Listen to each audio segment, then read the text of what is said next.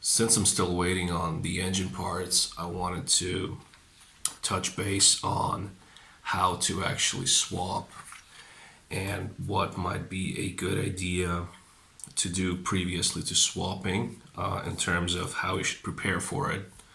Now, I've done a ton of prep work simply because I don't want to find myself in the situation where we get stuck and don't know what to do or we have missing parts.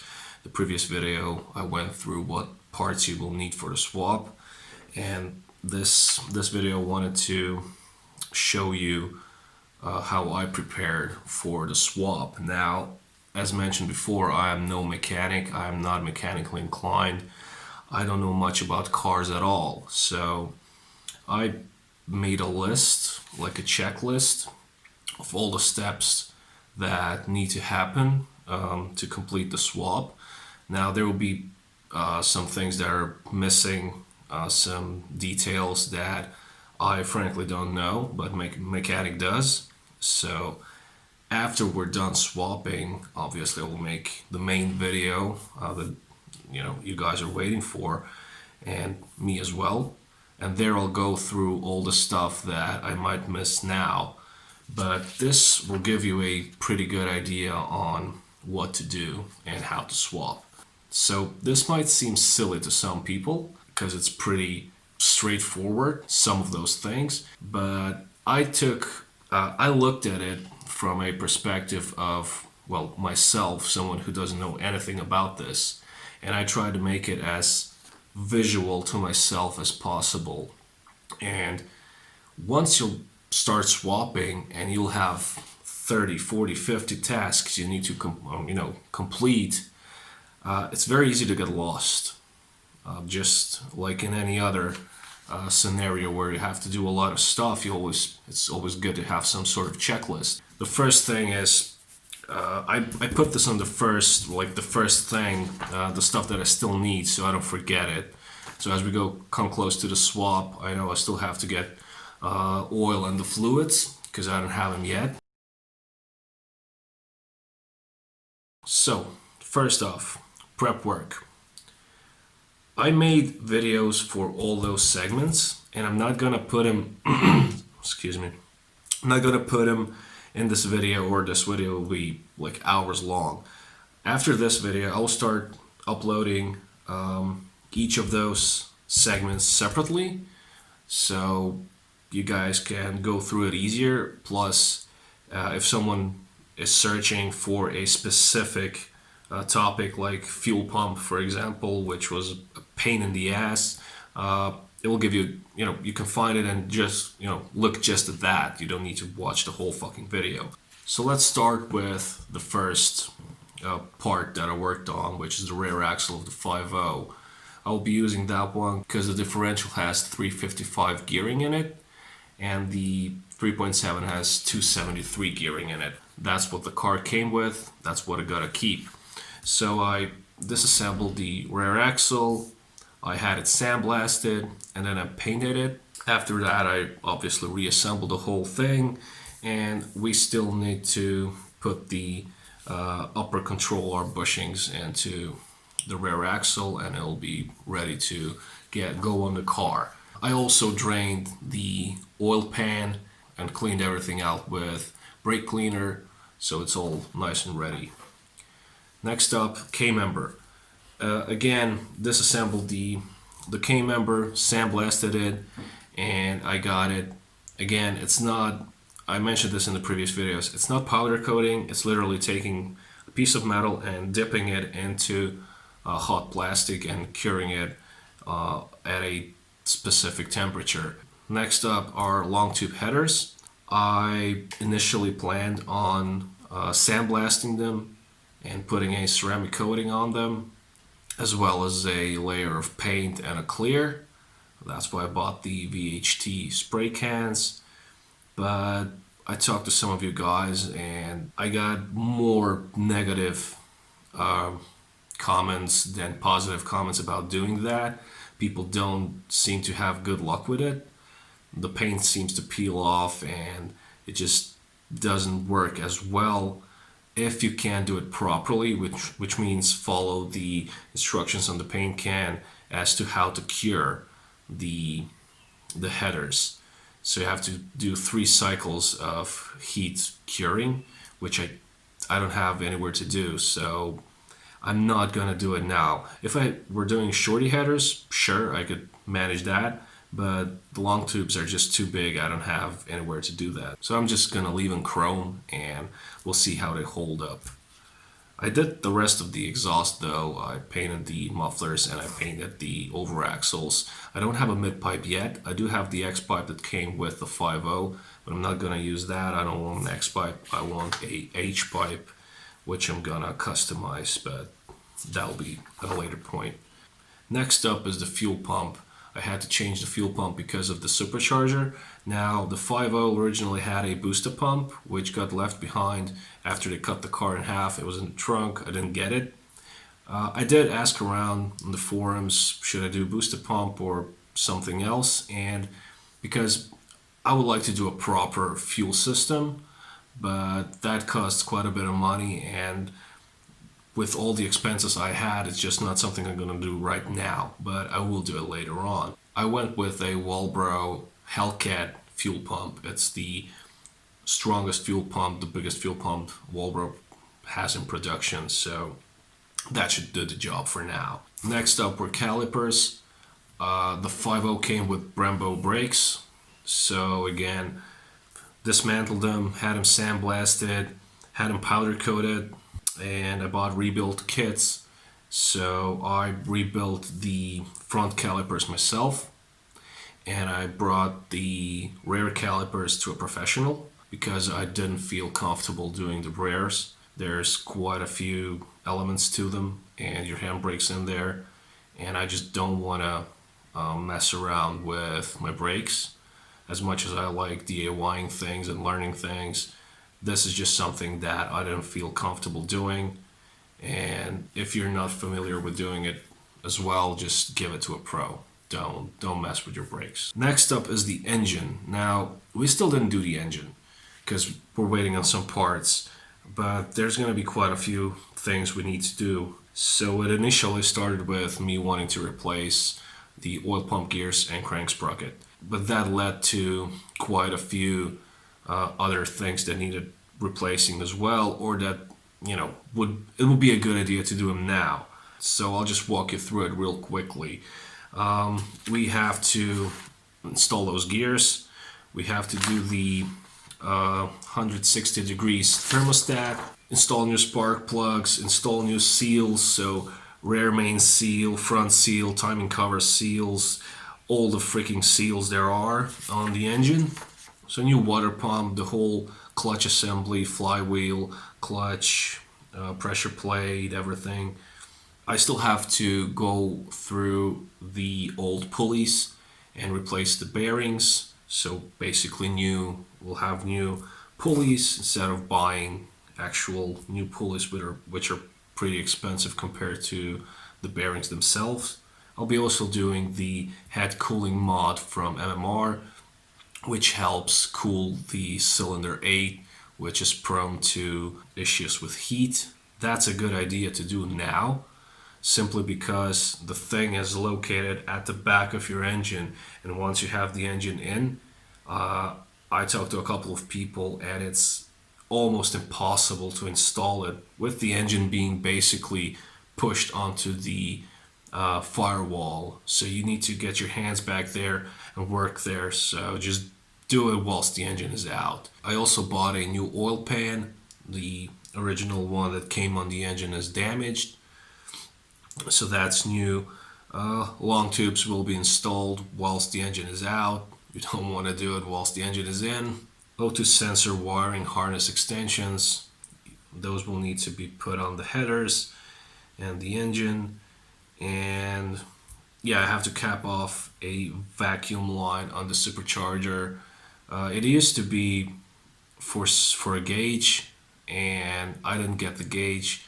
The wires are cut, so I'm just going to remove that and cap it off for now until I do gauges. Next up, transmission. In my case, the transmission was stuck in gear, It was stuck in second gear. Second gear broke, so I had to buy new gears and had to get it fixed. And whilst it's out, before we put it into the car, we're gonna install the new MGW shifter. Now it's really easy to do when it's out. Later on, it's gonna be a pain in the ass. Remote clutch fluid reservoir mod. It's a good idea to do it if you have a manual, because your clutch fluid and your brake fluid is in the same reservoir and it gets heated up and it can lead to brake fade and your clutch not working properly or being mushy or whatever. So you want to separate those two ideally. Obviously, you will have to really push your car to feel the negative effects of that. But if you track your car, it's really a good idea to, again, separate those two reservoirs. Don't go online and buy the kit. MMR sells one, I think, and I don't know, someone else sells it as well, but it's like $100+ for a plastic reservoir that costs $10 to $15 on eBay, and a bracket that you can make yourself real easily, which is what I did, and it will cost you $15 and that's it. You will only have to cap off the outlet where your clutch line was, although you can also, in my case, I'm doing a automatic to manual swap, so I'll just keep the reservoir from the automatic as it doesn't have a clutch outlet. It only is for brake fluid, so I'll just keep that one and install the new little one for the clutch. So you can also, if you have a manual already and you don't want to cap it off, if you can find it for cheap, just buy an automatic brake fluid reservoir, and that way it will be OEM basically. Next up is reassemble, which is basically just before we will start to do the swap, probably the day before. We'll take the K-member, we'll put the motor mounts on, we'll put the steering rack on, the engine, transmission, and we'll put all of that onto a pallet. I put some small wheels on the pallet so we can push things around. One will be for the 5.0 drivetrain, so again, K-member, engine, whole transmission, everything, long tubes, it will all be ready. And the other pallet will be for dropping the 3.7 drivetrain, and we'll just swap them out and go from there. And the last thing will be returning my 3.7 to stock in terms of tune. That way I will automatically unlock or unmarry my tuner so I can load the new tune for the 5.0.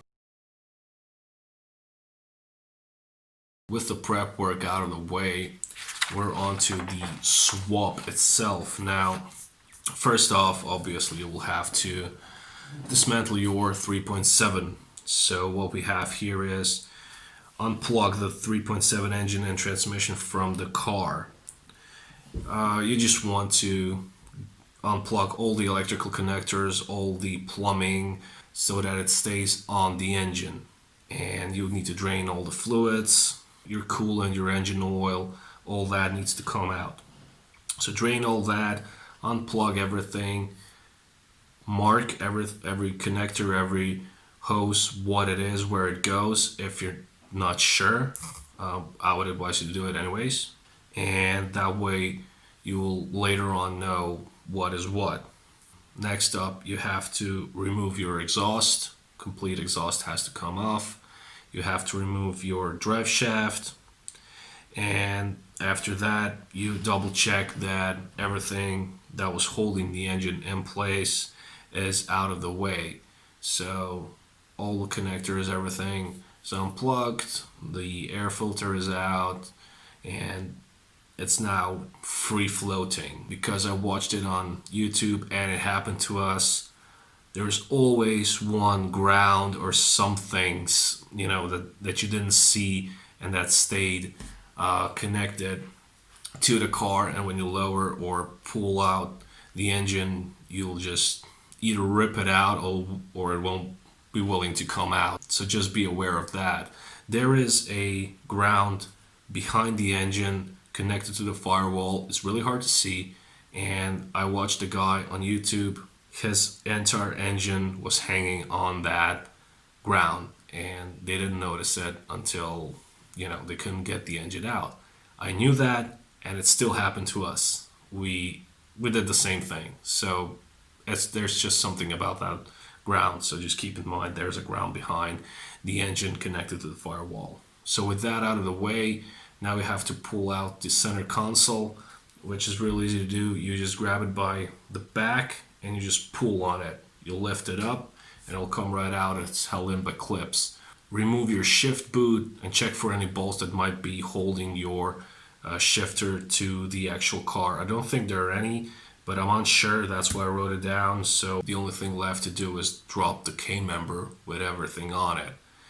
The way we're gonna do it is we're going to support the engine from above with some chains, so we can undo all the bolts on the K member, and after that the K member will be actually floating, held by those chains, and then we can lower the engine together with the car onto the prepared pallet, undo the chains, lift the actual car up, and we'll be left with the K member, engine, transmission on the pallet, and then we can roll it away, and afterwards we can roll the 5.0 drivetrain underneath the car. Next up is a specific thing to my swap. The donor car was hit in the front, and the radiator and AC and the heat exchanger from the supercharger all got busted, so I need to swap those out. Now usually you would be able to keep your radiator and your AC radiator, I guess, because they're the same on the 5.0 and 3.7, but I went ahead and I got a larger Mishimoto radiator to help with cooling, and I also got a larger heat exchanger for the supercharger, which is cooled by 2 fans. So we'll have to install that first whilst the engine is still out. Next up, you need to swap your 3.7A arms onto the 5.0 K member. Next up is another specific thing for my swap. It's changing of springs. I'll be changing out my lower springs for a little bit of a higher ride height. So we need to put these on the struts, as well as the strut mounts that came on the 5.0, which are from Steeda. I believe they allow for 1 degree of camber adjustment, which might be just enough for what I need to get an alignment afterwards, because I have a bit of a negative camber issue, a bit too much. Tires are getting worn out unevenly. And the last thing I need to do is transfer the 3.7 purge valve onto the 5.0. They're the same, but the one in the 5.0 was damaged, so I'll be just replacing them with the 3.7 purge valve. So next up, we will be tackling some of the electricals. There's not a lot to do really. First, I'll go ahead and I'll swap out the that 1 pin difference on the 3.7 body harness, which is basically moving the pin 41 to position number 2 on your 3.7 body harness, leaving position 41 empty just as it is on the 5.0. After that, I'll go ahead and I'll do the necessary wiring for the supercharger. There's a little bit of wiring that you have to do, which you would have to do anyways if you were installing the supercharger for the first time. Now, I went ahead and I saw that there was something done to the body harness when we dismantled the 5.0. So after a while of researching, I figured out it was from the supercharger, and I went ahead and I downloaded the Roush instructions for how to install the supercharger, and there's one section that explains what you have to do in order to get those wires in, and the stuff I need to change out is for the air charge temperature wiring. So that's that. Again, that's specific to my swap, because there's a supercharger. You wouldn't need to do that. You would only need to change that one pin, and that's all. So after that, I will go ahead and I will change out the pets related elements, which is the cluster, your key cylinder key, and your transceiver, and obviously the PCM of the 5.0 has to go in place of the PCM from the 3.7. And lastly, I will swap out the fuel pumps, the new Wellbro Hellcat assembly for the stock assembly.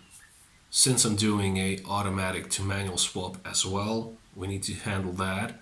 So that will be handled by the guys. I'm not gonna go into that. I don't know anything about it, but this is my general idea of what I gathered, what needs to happen. So obviously we'll need to remove all your automatic pedal assembly elements underneath your dash. Now, I've been advised to get the seat out. It is doable without having to pull the dash out, because it's pretty hard to reach underneath the dashboard, and especially some of the connectors and stuff you need to do all the way up high when installing the manual components. It's pretty tough, but it can be done by removing the seat, the driver's seat, and crawling underneath there and doing it like that. It will take you longer, but it's way better than having to pull the dash out. I've pulled the dash out and it's horrible. So just don't do that. So yeah, remove all the automatic pedals and everything, and basically install your manual pedals. The assembly is comprised of two pedals. So you have your clutch, and then you have your brake and gas pedal on one assembly. It's just a couple of bolts. It bolts in. It's real easy. The hard part is getting the master cylinder in and the connectors connected and all that. After that, you need to install your vacuum brake booster and your, well, master cylinder like mentioned. So just keep in mind that when you pull your original brake booster off your 5.0 donor car, you will break the pin that's holding it in. So just be aware, you need to buy that brake booster pin separately. Whilst we're at it, we're also going to change out, now I don't know how it's called, but it's a plastic piece that comes out of your master cylinder and it connects to your clutch pedal. And basically, again, it's plastic, so it tends to break over time. I just went on eBay and I bought this. This is how it looks.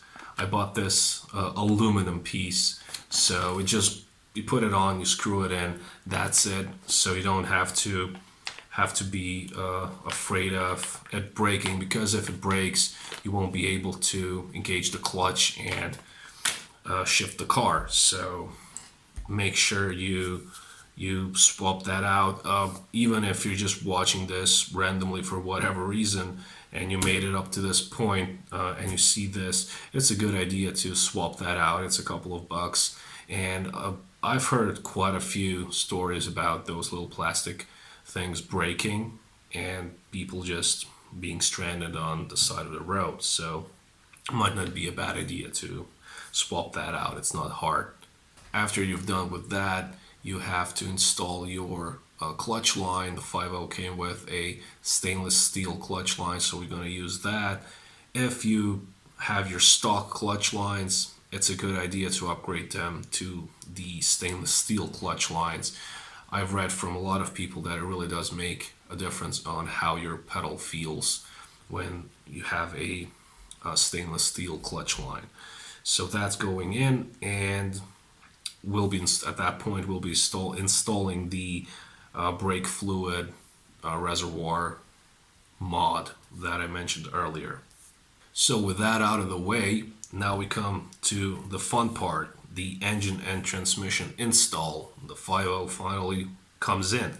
So Install supercharger, heat exchanger, and coolant radiator. As mentioned before, I have to swap out the heat exchanger and the coolant radiator, keeping the AC radiator from the 3.7.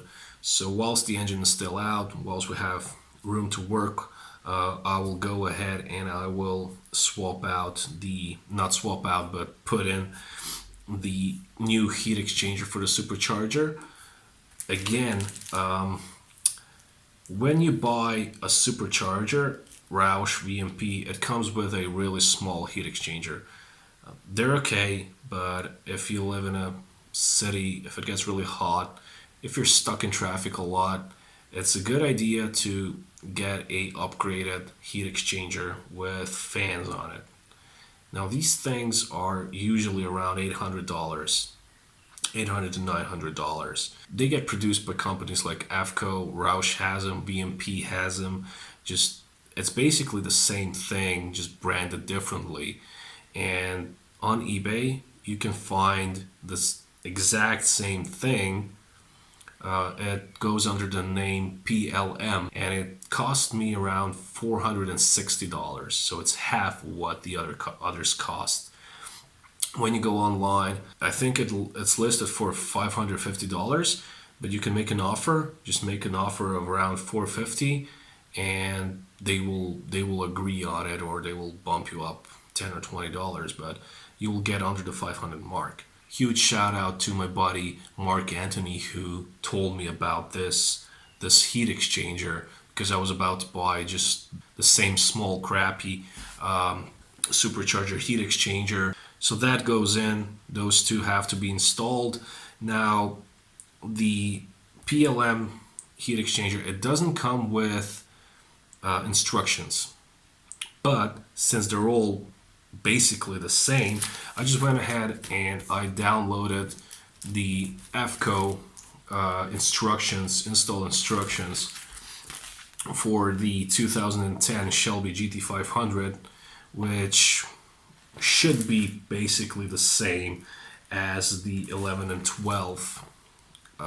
There's also a couple of videos online from VMP, Stita has it, and AFCO as well, on how to install those heat exchangers step by step. They're really good videos. So just follow that. And as far as wiring, it's plug and play. Now, depending on the brand you buy, some are absolutely plug and play, and the one I have, you have to splice and solder in two wires onto your pump, onto your coolant pump. After that, go ahead and change your ABS module out. Now your ABS module is located at the driver's side, close to where your air filter used to be. It's all the way behind your headlights. You'll see it. It looks like a little box with lines coming out. So just unbolt it, bolt the other one in, connect the lines, and you'll be fine. Now, I've been told by another buddy of mine who already did the swap, who was ahead of me, Connor Griffiths. He told me that it can be a pain in the ass to bleed the ABS system if you lose a lot of fluid whilst doing it. Now, I don't know how he did it, where he didn't lose a lot of fluid and he was able to bleed the system easily, but I'm no mechanic again, but your mechanic will know, or if you're mechanically inclined, you will know. Even if you have to bleed it, it's not the end of the world, but it can be a pain in the ass on those cars, so I've been told. Next up, we're going to position the K-member with the engine, transmission, and everything with that pallet underneath the 3.7, and we will basically repeat the process backwards of how we got the 3.7 engine out. So we'll push it underneath, we'll lower the car down, we'll put the chains on the engine, we'll lift the whole thing up, and then we'll bolt the K-member onto the car. After that, you will have to also put the V850 transmission cross member onto the transmission to hold it up. your 3.7 crossmember will not fit the 5.0 transmission. So the 3.7 and 5.0 have different transmission crossmembers. Just keep that in mind. You will need the 5.01. After you're done installing the K member onto the car with the engine transmission, now you can go ahead and reinstall all the plumbing, all the electrical connectors. Just plug everything back to where it has to go. Put back the cold air intake. Make sure everything's connected. Check, double check, triple check. You have everything connected. Everything's where it's supposed to be. And then you can top up the fluids on your car and load a tune into your car, and actually you can go ahead and try to fire up your car. If the car starts, then great job. You're done as far as swapping the actual V8 into your 3.7. It should work. You shouldn't have any issues. It's pretty much a straightforward situation and swap. Now, again, I will be bolting on my rear axle as well from the 5.0. So let's just real quickly go over that and what that means. So as the last step, we will be changing out the rear axle, the exhaust, and the drive shaft from the 5.0. Now, we will unbolt the 3.7 rear axle, remove the shocks. We will undo the upper and lower control arms in such a way that they stay on the actual car. We have to undo the brake lines, and then we can lower or drop the rear axle. After the axle is dropped, we'll basically put the new or the 5.0 rear axle back into place of the 3.7 one and bolt everything back up. Upper control arm, lower control arm, shocks, and we will install the stainless steel brake lines in both the back and the front. But in my case, I will not upgrade the front calipers to the Brembos, not yet, because I don't have wheels that clear the Brembos. So for now, after the swap, I will be running my stock 3.7 calipers for a little while until I get the appropriate wheels and tires to actually clear the Brembos. You will also have to transfer the sway bar and the panhard bar from one axle to the other. After you're done with that, just top off your fluid in the differential. You put your drive shaft back in place and you bolt on your exhaust. Now in my case, I ain't gonna bolt up shit because I don't have a mid pipe. I don't have the H pipe. My mechanic doesn't do exhaust work, so we can't even put the X pipe on just for now. I will actually have to run the car for a couple of days until I get it tuned and dialed in without exhaust. It'll be just long tube headers and that's it. After that, I can take it to a muffler shop and they'll build me a H pipe, and I do have the over axles and mufflers from the GT. And at the very end of the list, we have notes. For now, I only have one note, which is the gap on the spark plugs, which has to be 0.9.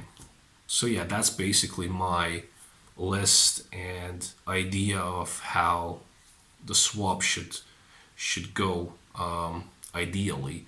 We'll see when we get there.